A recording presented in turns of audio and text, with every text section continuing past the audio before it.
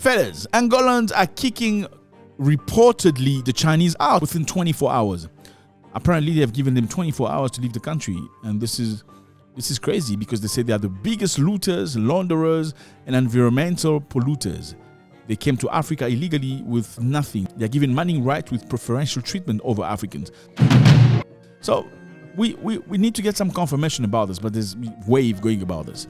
And if this is confirmed, it's going to be insane. So Chinese nationals living in Angola are being told to leave the country because they're creating havoc in the country. Social media reaction has been very emotionally charged about this, with some Africans hailing that Africa is rising and people must take over. Africans need to take over. But whether this is truth or not, we're going to explore a few things where we know Chinese has been very involved. Do Chinese do things the right way? Not necessarily. We have reports in many, many instances where things that Chinese people do in Africa, they would never do it in China. And no African national would dare do those things in China. They're going to be unalive very easy. Like this case right here. There's a major case in the Congo. They do a lot of crazy stuff. In Congo, I'm talking about DRC, Zaire if you prefer. Now, 3 Chinese nationals were arrested carrying gold bars. They're trying to cross the border. Gold bars and $800,000 in cash near Eastern Congo border. They were trying to probably go into Rwanda or something. They were stopped, stopped and arrested. Crazy. Would you do that in China? You're going to be executed immediately. Now, unfortunately, what we heard later on was a couple of days later on, they were released for some reason. I don't know. Let me put it this way for you. Who takes bars of gold and $800,000 trying to cross a border if they have never done it before? It's not possible. You would never cross a border with $800,000 if you have never done it before. For you to take $800,000, you must have taken $500,000 before and $300,000 before. Because, people go slow, then they grow. You don't go big, right? First, you must make sure you cross with 10,000. Oh, we crossed the 10,000. Next time you try 30,000, then you 100,000. You don't just go 800,000 with multiple gold bars. And the other question is this one. How do you cross this place with 100% certainty? You must have somebody who's legally right there, who's an official that's standing at the border, right? You must have an official with whom you cooperate, you trade with. He's going to facilitate things in case somebody trying to catch you is going to go, no, don't worry, we're going to handle this. Then push things to the side, and you pay them for doing that. Now, what could be the reason why, if you have done it multiple times, for you to get arrested one time? It's simple. It simply means that when you were trying to cross this time around, the person you usually deal with was either not present or he was present, but you did not agree accordingly on the price you were supposed to pay. Therefore, he went to accuse you. It can only be that. So it's not just the Chinese. Somebody enabling them to do all these things. In Malawi, 2 Chinese nationals alongside Malawian geologists are under investigation right now for criminal trespass of a rare earth mine site. Rare earth is very, very necessary. GPS data suggests this was intentional, raising national security concern. Rare earth is very important. That is what Donald Trump is trying to sign a contract with Ukraine for, for technology, for the future, for satellite, for missiles. How are the Chinese people finding themselves in that sector with geologists looking at exploring how? Obviously, the geologists, some of them were Malawians. So it brings us together again. Black people are ready for anything, for money. I'm sorry, money will separate them. You're trying to push black together, put money before. I'm telling you, one is going to get so. It's as simple as that. Thomas Sankara, you remember this guy? Yeah, he was unalived by his best friend. He's very bad. Even he said, if this guy trying to unalive me, there's nothing you can do about it because he knows everything about me. The very day you hear that Blay is diligently preparing a coup against me, there will be absolutely no point in trying to oppose it or even attempting to warn me. That would mean it's too late and that it will be unstoppable. He possesses such an extensive and profound knowledge of countless subjects that it would be utterly impossible for anyone to adequately protect me from him, should he ever decide to launch an attack against me with his vast understanding and formidable capabilities. Well, what separated him? The guy wanted to be president on behalf of Thomas Sankara. It's a power. You want to separate black people, put power and money between them. Well, environmental disaster in Zambia from the Chinese. The Chinese owned copper mine discharged an estimated 50 million liters of toxic water, contaminating the Kafue River with arsenic, cyanide, uranium, and many other heavy metals. Crazy. These people come to Zambia to mine, okay, and they use chemicals, and whatever thing that was blocking just broke and it went into the river. Imagine 50 million cubic liters of toxic waste into the river. It completely destroyed the fauna and the flora and the nature of the river. All the fish dead, nothing left. The water was serving 60% of Zambian population, estimated at 5 million people. That water is done. It's done. And now the Zambian Air Force has been throwing lime to try to clean the river. You know, throwing lime, bombarding lime into the water, hoping that it's absorbed all the chemical. These are the Chinese. Go do that in China, my bro. Go try to do that in China. You never survive. And this is not limited to that. Let's go to Ghana. In Ghana again, I mean, Chinese nationals have been repeatedly implicated in destructive and regulated mining operations. And these activities result in water pollution, land degradation. They arm cocoa farms. They destroy things. They don't give a continental about you. I'm not even going to talk about what they do in places like Zambia. I mean, there was a restaurant in Zambia where a couple went. There was a Chinese and an African guy. The African guy was Zambia. This is Zambia. Now, they went to a restaurant that's supposed to be Chinese restaurant in Zambia. Well, they allowed his wife in. They refused him in because no black people is allowed. Two other guys were in front of us. They went in, these Chinese nationals. They went in. So when my wife and I were going in, there was this lady behind the counter. She was shouting something. She was yelling something. So for me, I just looked at her, but then I couldn't understand.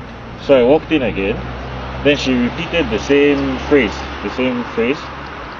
So at this time, I looked at my wife because she was looking in my direction. So I looked at my wife. My wife had stopped moving. So I asked her, what is she saying?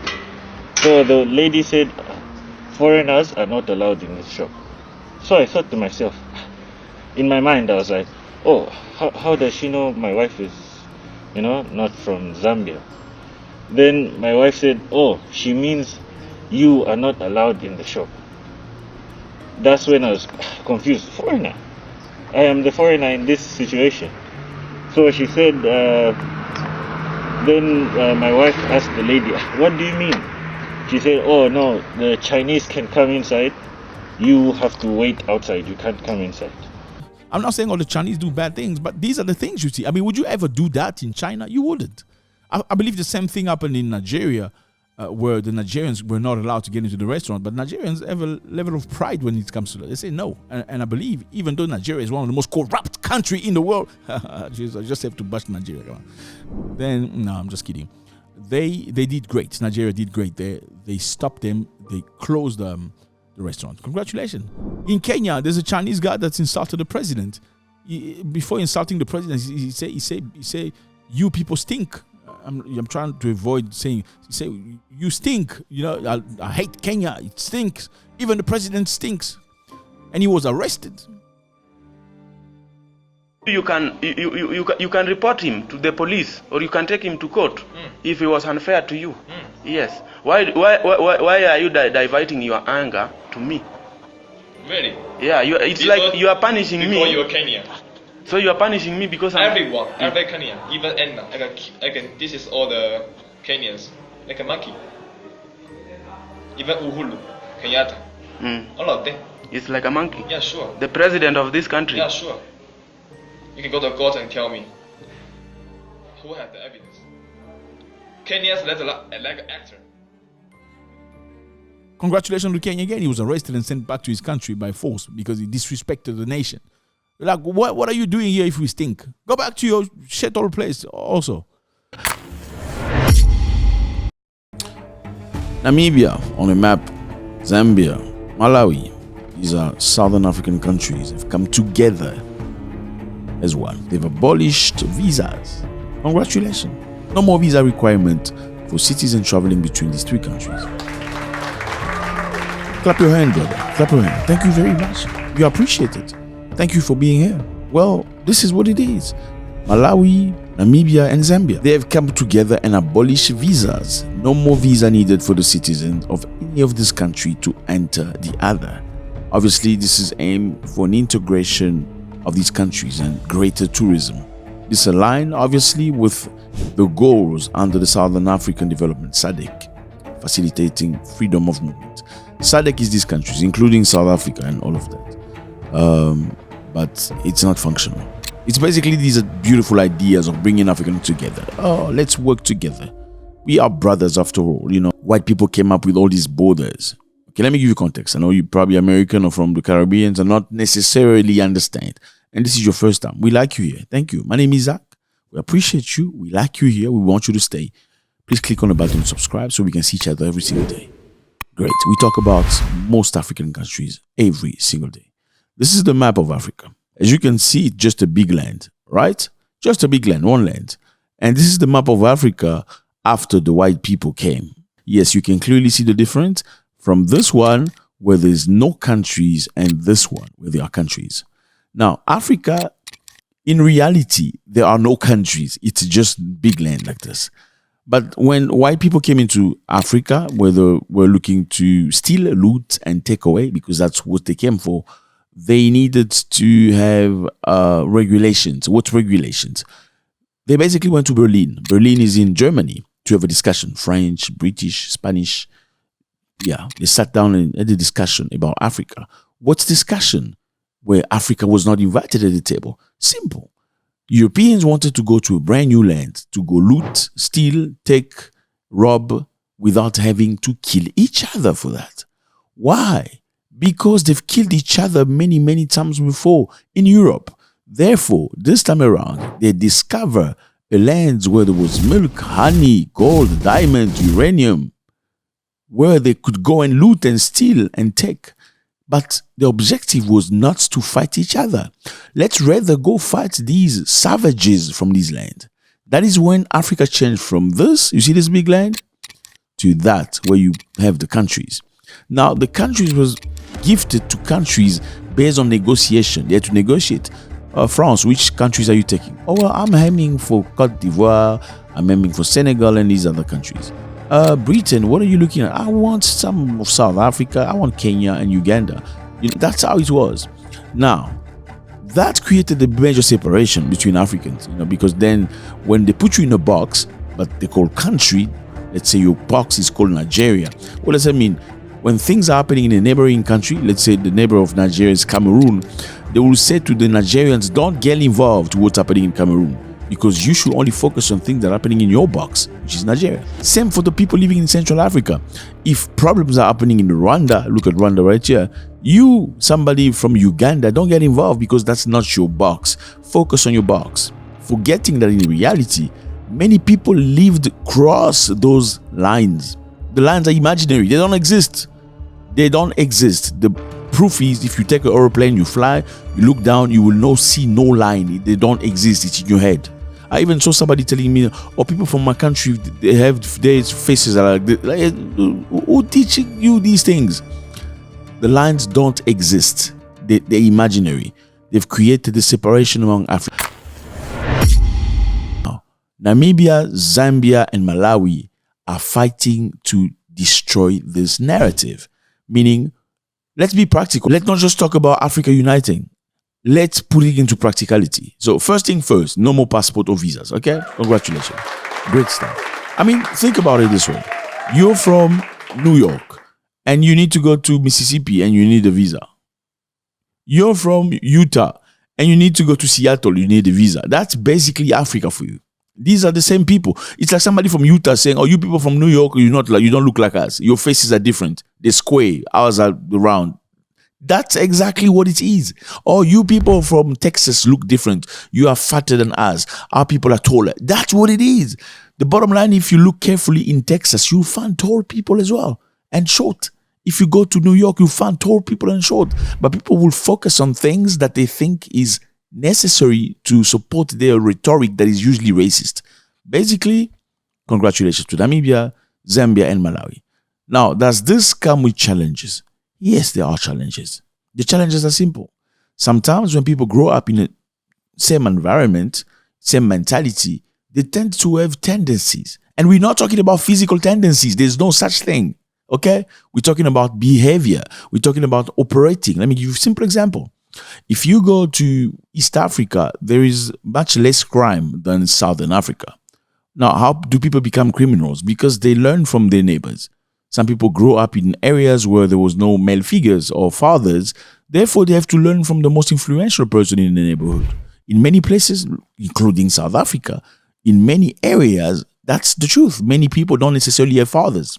Don't get pissed off. That's the reality. Many people do not necessarily have fathers. Well, not because they didn't want to have fathers, because there was something called apartheid that separated men and women in a drastic way. Therefore, the newer generation growing up with no fathers, what had occurred was they would have to look at the person that is the most influential in the neighborhood and try to copy that person. Now, maybe the person is a criminal. Maybe the person does bad things. Well, in East Africa, you don't see that. Okay, in East Africa, a cash van, which is the cash that transport money from one business to the bank, can travel across the street 20 kilometers with no guard, nobody with weapon. And guess what? No one's going to attack it. Well, you can't do that in South Africa. No, it's not possible. It's going to be gone. So, as much as there are some changes in terms of behavior, which we need to take account for, you can't talk about our faces are like this, your faces. It's crazy. Should you bring Africans together or not? I think, unfortunately, there's no better way to move forward than bringing Africans together. Yes, there are challenges. The challenges are, in some area, behaviors are different from other areas. And sometimes some people don't know when to put a stop. Look, behaviors don't necessarily have to be equal, but you need to know the limits and when to stop. In the same way where you go to a place where they give you a job and bread, you behave accordingly. Your disrespectful behavior, you leave it outside the door. In the same way, when you go to the neighboring country or the neighboring culture, you should know how to behave yourself. If you find them respecting elders, I believe most Africans do respect elders. Now, if for whatever reason you get to a country where they do things different from you, you don't have to ridicule them. And that is unfortunately one of the things that creates resentment. And I'm going to give you a very simple example because here we talk very clearly. Nigerians in some, I know, yeah, you talk about Nigerians. You got to talk about it. They're the giant of Africa. You have to talk about Nigerians. Nigerians in some places are not necessarily liked. Why? Because they believe Nigerians are boastful. Nigerians are arrogant. Nigerians do this and that. Is this truth? Well, not all Nigerians are arrogant, but what's truth is in most cases, Nigerians are very strong standing up. They are people that express themselves loud. They don't shy away. And because they don't shy away, in some areas of Africa, you'll be perceived as arrogant. Now, I'm not saying they're not arrogant. I'm saying if you go to somebody's house, you need to behave yourself. You can't tell them they are stupid, they are mumu in their own country. They will hate you. That's what I'm saying. So you as a human being need to learn how to make yourself liked by other people. Congratulations to Namibia, Zambia, and Malawi. The president of Namibia is doing tremendous work. It's a lady. It's amazing. Respect to her. She is pushing the country forward. Matter of fact, she even pushed away something. You know the guy that makes computers. You know the guy. You don't say the name. Don't put his face. The guy that makes computers. The big guy. You don't talk about him. If you talk about him, your video is slowed down. We've got reports saying that she rejected a request from him to test those medicine that women take to not fall pregnant. I'm not going to speak, you know what I'm saying? Because they've come up with something. You can take it and it keeps you babyless for 14 years. And we've got reports saying that he proposed and the lady said, no, you're not going to test that in my country. Congratulations. We're going to dive into that. We'll talk about it on our next session. Now imagine this is what these three countries would look like if they came together. Such a powerful thing, three brotherly countries with minerals, people, brains and heart and friendship and brotherhood. It's amazing. Well, this is going to be very similar to what happens already in East Africa between Rwanda, Congo, Uganda, Tanzania, Burundi, Kenya and other countries. Well, these people can go to each other's country with no problem. That's why you'll see Congolese people and Tanzanians, they just laugh with each other, they're happy, they dance. They're some of the most amazing Africans. There's no, oh, you are not one of us. There's no such thing. People, they just look the same. They just talk the same. They're just fun. Surely they all speak Swahili, but even though they speak Swahili, the Swahili from Tanzania is not the Swahili from Eastern Congo or from Kenya, but they do understand each other, or from Uganda. You know what I mean? It's like with a bit of patience, you listen to the next person, you understand what they're saying. But you understand also they are a human being like you. Okay, so they're happy generally, and this is what we wish to see in the entirety of Africa. That happiness of Africans coming together and not judging each other. Oh, you people, your heads are like this. Oh, you people, who came up with that? It sounds like a racist rhetoric coming from these racist people from back in time, from slavery and apartheid. You people's head are like this. Who taught you that? It's like you black people are. It's the same way. You know, that has to change. Let me know how you feel about this, fellas. It was a great pleasure. Zambia, Namibia, and Malawi coming together now. No more passport, which was brought by the white man. You know, the passport was created by the white man. Eh? Yes, passport and visas. I mean, people used to go to the next country, go marry a nice girl with no problem. You go to Kenya, from Uganda, marry a girl, go back. You go to Somalia. Maybe not Somalia. You go to another country with no problem. No, I'm just kidding. Oh, of course you go to Somalia. Now you need a piece of paper to show, and people say you are not from my country. Fellas, Sudan has banned Emiratis' investment in the country. Yes, just say goodbye. Don't bring it here. We don't need it. We don't want it. You can keep it. You can shove it up your yeah, don't bring it. Sudan has reacted in a way that has never been done before. They've told the UAE to keep whatever money they have in their own house. Don't bring it here. You're going to find out about this. And then we're going to Morocco. Morocco and Spain are bringing two continents together for the very first time. What are they doing? They're building an underground tunnel. So a tunnel going from Morocco all the way to Spain to allow trains to go in and out. Isn't that beautiful? Beautiful, but how many people are going to die? We're going to find out about it. I know, I say die. Yeah. What's up, everybody? I hope you're doing good.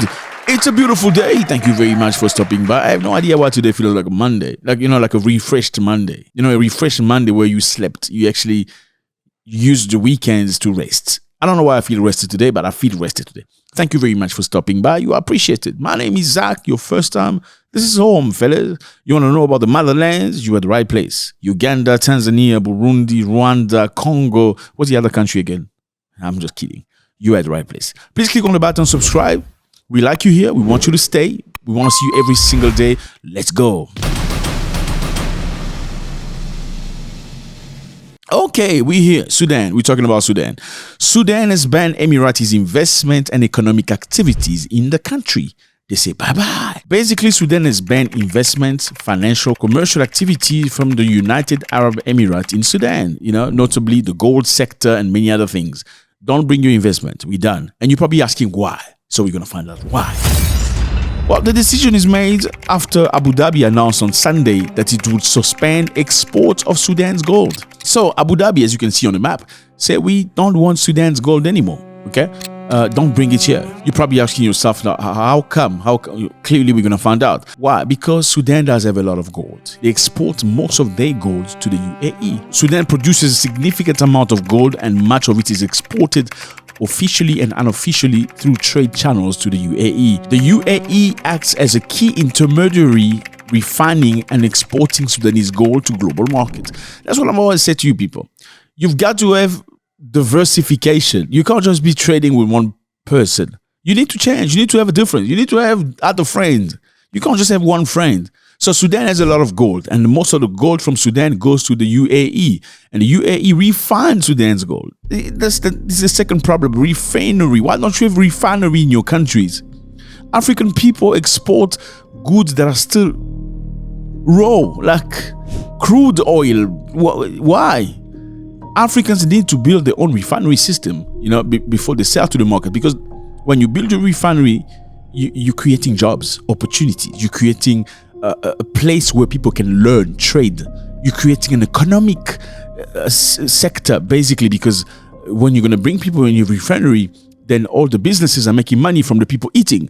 But Africa don't have that. So doesn't Sudan. Sudan's export is gold to the UAE, and UAE refines, sell to the markets in the world and give Sudan a chunk of the money. Now, the UAE say we ain't doing that. So how do the UAE expect this move to hurt Sudan? Well, very clearly, because Sudan gets a lot of money in foreign currency from the gold. Number two, it creates jobs and employment and opportunities for Sudanese in Sudan. Now that we can't sell for you and refine for you anymore, well, you suffer. That's a little bit what it means. Now, you probably want to find out like what happened. Okay, we have a situation here where Sudan says we don't want any business from the UAE anymore. Don't come here. At the end of the week, something else happened. What happened? Abu Dhabi progressively suspended air, lands, and maritime transport to Sudan. So they said, we don't want anything from you anymore. So you can see the roller coaster. You probably want to understand the context. This one is banning, that one is banning. And make it very quickly. If you want to understand the situation, please go watch our video. The context is very simple. Sudan accused UAE of sending mercenaries to come fight in the lands. Yes, they said the UAE is sending mercenaries. About 1,000 people have left Colombia to come and fight in Sudan. Well, in Sudan, there's two groups of people that are fighting each other. There is the army, which is recognized officially, and there's the RSF. Now, the RSF is a special unit that was founded by this man right here. It's called Omar al-Bashir. Now, this man used to be the president of Sudan, but he had two forces behind him. Force number one was the official army. Force number two was the RSF, which was basically his private army. He used the private army for what? Well, he used them to go and oppress people, beat up dissidents, make sure people shut up if they want them to shut up. Those are this RSF. Now, the RSF had funding, they had money, they have gold, they run areas that there's a lot of gold, so they're very self-independent and also don't depend on the government. Now, a couple of years ago, people were very angry in Sudan, okay? Why? Because there was no bread, no food, things were expensive. They were angry at the president. Now, the RSF and the army, two groups that used to understand each other and work together back in the past, they initially trying to protect the president. Then later on, they were like, you know what? This is a great opportunity. How about we just kick him out? He's been here for too long anyway. Let's kick him out and take power. They did that. They took out the president, this man, Omar al-Bashir, and they created a temporary government. The goal for them was, you know what, let's do this for a while, then we're going to do an election, then we're going to merge our forces. Basically, the RSF, which is a special force, private force from the president, and the actual force from the government. Now, the RSF was guided by this man. You've seen him a few times on the TV. His name, Mohammed Ahmed Gadalo.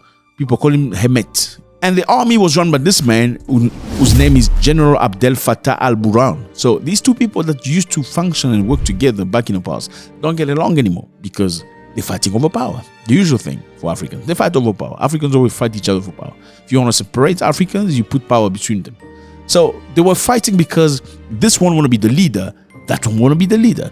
Now the RSF feel like they want them to be part of the government army. And by becoming part of the government army, this chief of RSF feels like he loses power, he loses his influence, he loses autonomy because then he has to report to somebody and everything is controlled on top. And he didn't want to lose that. That's the thing with power. Once you taste power, it becomes very difficult.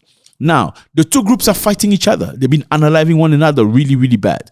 Now, the regular army, which is led by this general Abdel Fattah al-Burhan, accuses the UAE of siding up with the RSF, giving them weapons, going to the next country. You can see on the map, Chad, using Chad as an hub through NGOs, saying sometimes we're just offering things from NGOs, but using NGOs as a tool to send weapons and introduce mercenary from Colombia. So as you can see, they started accusing each other. Sudan said, we are banning you from our country. They banned Sudan's aeroplane from landing. So it's been crazy up and down. If you want to know a bit more about Sudan, go check our video. You'll be very happy. So what's investment from the Emirati as Sudan ban? Now, the Emirati were planning to build a port by the sea. They were going to invest in port of Abu Amama. The investment was about $6 billion. Why do they invest in a port? Because Abu Dhabi usually get food from Sudan. Yes, they've invested in agriculture in Sudan. So they invest in a port for influence. Number two, they invest in a port so the food that comes from Sudan can go to them. Abu Dhabi was supposed to build the road to Abu Amama port. The purpose was simple. The road was planned to connect agricultural production areas in Sudan and the newly proposed Abu Amama port. So Sudan has been nourishing Abu Dhabi. Okay. Now, Abu Dhabi was going to build the port and build the road to where the food was coming from. Okay, now we move into Morocco.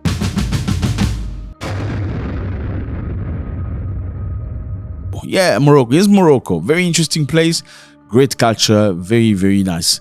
Interesting. Very interesting. You need to go visit Morocco. Now, Morocco and Spain have decided to build underground tunnel linking the two continents for the very first time. Congratulations. Is this good news? Yes, sounds like good news. Now, The underwater tunnel connecting Morocco to Spain received a final approval after 4 decades of political deadlocks and unsurmountable geopolitical obstacles. So it's been fought a lot because they feel like it's a good opportunity for these sub-Saharan Africans to come across to Europe. You see the difference? You see, here's Morocco, here's Spain.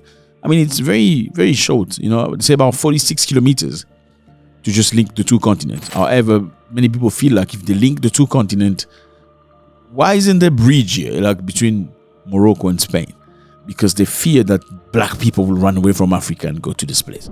I mean, if they're not fearing the desert, if they don't fear crossing the Mediterranean Sea in small boats, would they fear crossing by road? Now, this is not going to be the very first time because, I mean, underground tunnels exist. One of the most prominent is the English Channel, the one that comes from France to Britain. You see this one? Yeah. I think I've used it myself before. It's scary. At first, you go underground, just imagining the ocean around you. But yeah, this took 6 years to accomplish. It's about 50 kilometers separating the two places. It took 6 years to accomplish. It was a lot of work. They had about 10 people die. 8 British and 2 French people die from accidents, equipment falling on them, and weird stuff like that. So we hope that in Morocco it's not going to happen that way. Well, at least some of those people that died got insurance, so the family could profit from it. Can Morocco provide insurance for the people? I mean, I hope so. Now, the good thing about this tunnel is going to create a lot of jobs. They're expecting to have about 40,000 jobs created, between Morocco and Spain. Now, are they going to hire Africans? Certainly, but Moroccans, definitely. Black people, well, depend on what qualifications you have. So that's a good question for you to be qualified. That's what it is, fellas. It's happening in the continent. Sudan is stood very strong, but the UAE is also pushing back. They're not going to buy Sudan gold. Now, Sudan, happy for them. Sudan is now looking for different partnership with Russia, Turkey, and Saudi Arabia. And I think it's a beautiful thing. Once more, you can't depend on one specific country on your trade and everything. I mean, South Africa depends so much on the United States of America. It's their second trade partner. And it's not their fault. I mean, you have to trade with somebody who's got the capacity. But now they can use that against you. That's what it is. That's what Donald Trump is. That's the card Trump is playing right now. If you don't do things the way we want, well, we're going to hit you with some sort of something. If you don't scratch out BEE is a Black Economic Empowerment. It's one of those measures that South Africa took to reverse racism.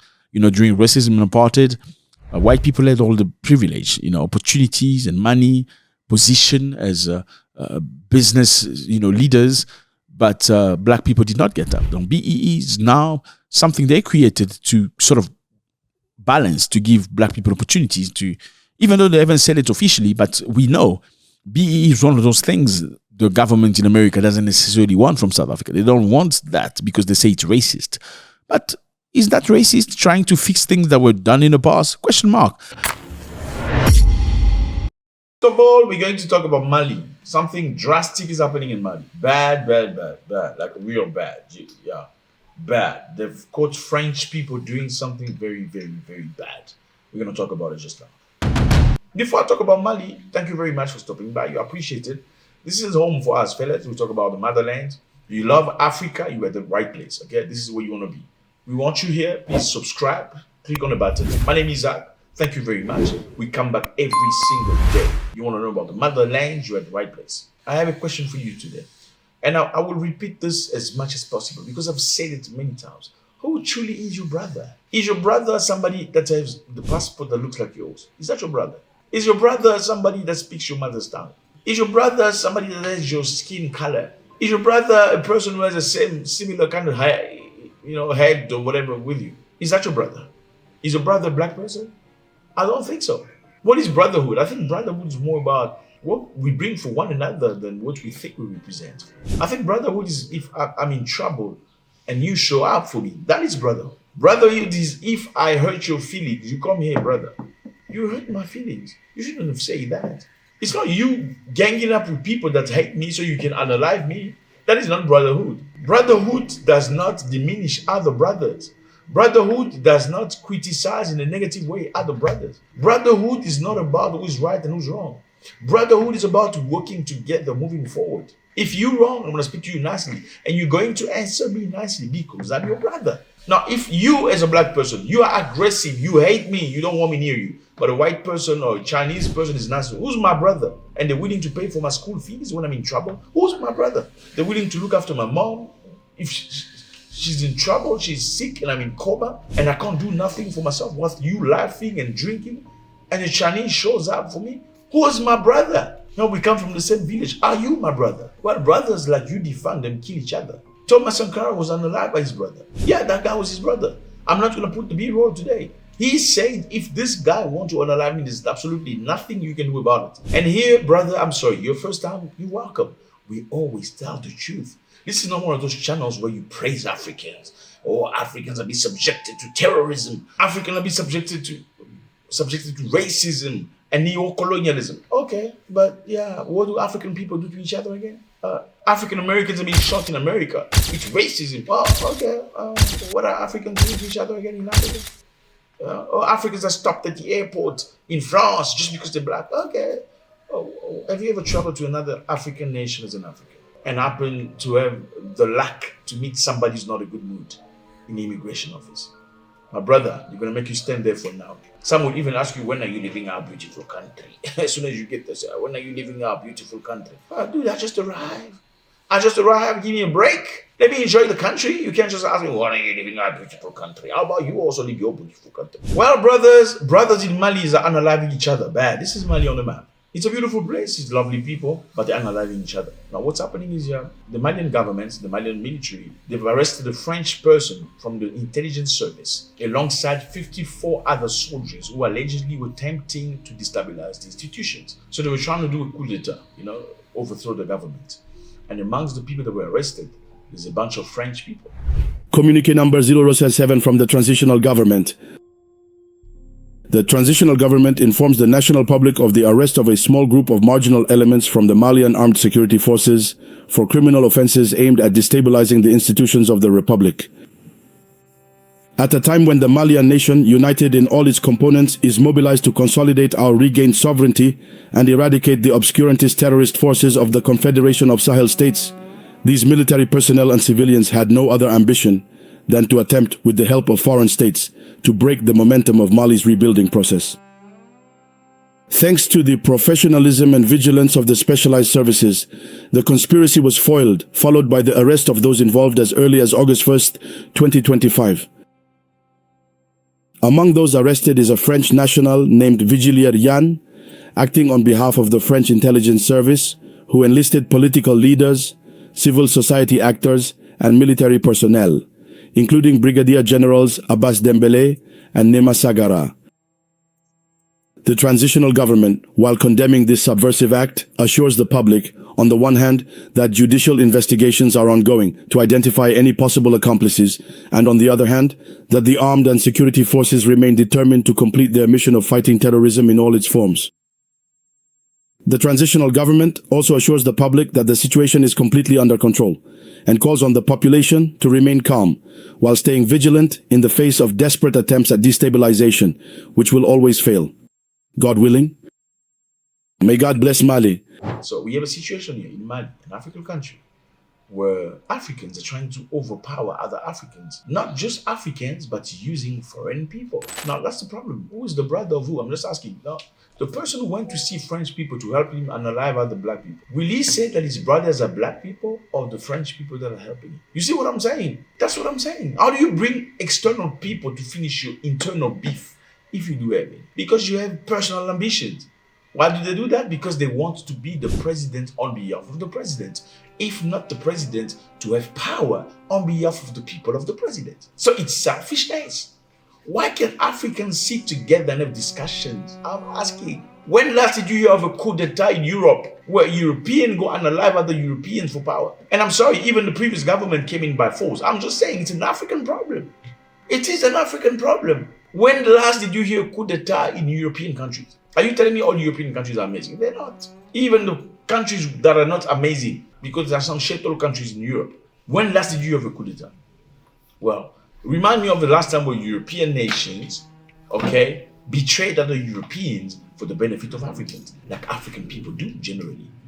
Okay, now let's get back on track. Mali is this country. It was colonized by the French for many years. They were beaten up. They were forced to speak different languages and not their language. They spoke French. Speaking French was like an update. It's like a software update. If you speak French, you're like, yeah, you know what I'm saying. The more you look like a master, the better you are. The more accepted you are. Now Mali in 1960 was freed like many other African nations. All these countries here you see on the map were all colonized by the French. However, French policy was before giving people independence, you're going to sign a piece of paper saying, we're still going to control your resources, even though we give you independence. That's the only way you get free. If you don't do that, you're going to punish. You're going to be punished. How? This country here, Guinea.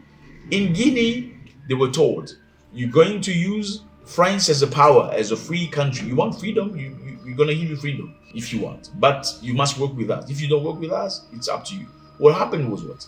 Guinea freed itself and said, we're not going to use the CFA franc. This is this currency. This is the currency that France prints for all these countries. Yes, you heard me right. This currency is the currency used in all these African countries by the French in 2025. Now, Guinea refused to use the currency.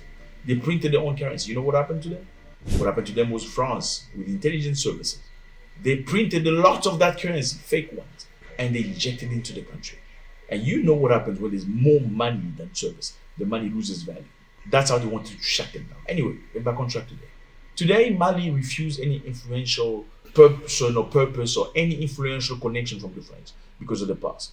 They said, fellas, we worked with you for so long and we see you not up for any good, so we don't want you. Now, Mali has accused France repeatedly of financing terrorists, like giving them money, giving them tools, giving them drones and intelligence so they can know how to do things appropriately for them in Mali. You know, many times they've accused the interference of certain powers who continue to facilitate the criminal activities of terrorist armed groups in Mali and in the Sahel. I wish to recall that on the 15th of August 2022, the government of Mali had alerted the United Nations Security Council to hostile acts and aggressions by France. Rather than ceasing such actions, this country, a permanent member of the Security Council of the United Nations, continues with full impunity its destabilizing maneuvers in Mali and the Sahel. Now, however, Mali has detached completely from France. Now, since then, we see successive coups d'etats trying to... The authorities in Mali on Thursday said that a French national has been arrested on suspicion of working for French intelligence services and accused foreign state of trying to destabilize the country. Now, do they have a reason to think like that? It's a possibility. I mean, who likes to be rejected? Nobody. Well, France used to be very strong in that area until Mali said, you know what, get out. We don't want you anymore. Oh no, let us use our soldiers to fight the terrorism. No. You've been here for too long and you're not doing anything. The previous president allowed the French to go fight terrorists in the country, and it wasn't working. Now, the other group, this current group of Assimi Goïta, felt like the French were actually financing the terrorists, but they're pretending to be fighting them. They said, you've been here for a long time. You're supposed to be one of the strongest countries in the world in terms of weapons and army. How come you've been here for 10 years, you can't finish these terrorists? It makes no sense. Okay, thank you. How about you leave so we can do our own things, because you're not here for free. We have to pay you millions of dollars every single day for doing the job you're not finishing. We can't continue doing this. Every day they get paid tens of millions of dollars. So they say you must leave. After they left, many experts say that France took this as a betrayal. Like, we've taught you all these things that you know, now you're kicking us out. What are we going to do? What we can do now, we're going to finance the terrorists that can create havoc in your country. Now, Assimi Goïta, how did he get in power? He also overthrew the government. Even though it looks like he's got good ideas, he also came into power by force. Le colonel Assimi Goïta est président du comité national pour le salut du peuple. Donc, il était de mon devoir de rencontrer les différents secrétaires généraux pour qu'ensemble nous puissions les assurer de notre soutien par rapport à la continuité des services, la continuité de l'État. Nous n'avons plus droit à l'erreur. Donc nous, en faisant cette intervention hier, nous avons mis le pays au-dessus. Overthrowing this man right here, President Keïta. Why was he overthrown? President Ibrahim Bouba Keïta was overthrown because the population did not like him very much anymore. I want no blood to be spilled to keep me in power, and that's why I would like to thank the Malian people for their warmth. I am telling you now that I'm resigning from my position as the president and all my other positions. and I announced the dissolution of the assembly and the government. It was corruption allegation, economic struggle, insecurity, and jihadist violence. And also, this president said that the terrorists were stronger than the army. Calm, serene, and no psychosis. We don't want to scare our people, but we have already said that Mali will have to get used to situations like this. We must all remain humble. No one, nowhere is safe, given the danger of terrorism. I mean, some people are just stupid. How do you say that? I remember us growing up. Sometimes you know somebody's stronger than you. You don't say he's stronger than me, because you're giving them a boost of ego or arrogance. You know what I'm saying? He said on TV, on an interview, we know that the terrorists are stronger than our army. I mean, these are people fighting in the army against terrorists. They are young people that have left their families, their wife, their children, to go represent the country, defend the nation. And you saying on TV, I know the terrorists are stronger than our army. Now, what kind of morale are you giving these people? So people were angry at him. They said, that's enough. Okay, they took him out of power. Assimi Goïta came into power and he promised to have elections after some time. And since that time, it's been too long for the people. They say, now, you need to hold elections. It seems like you don't want to have elections because you know you're going to lose.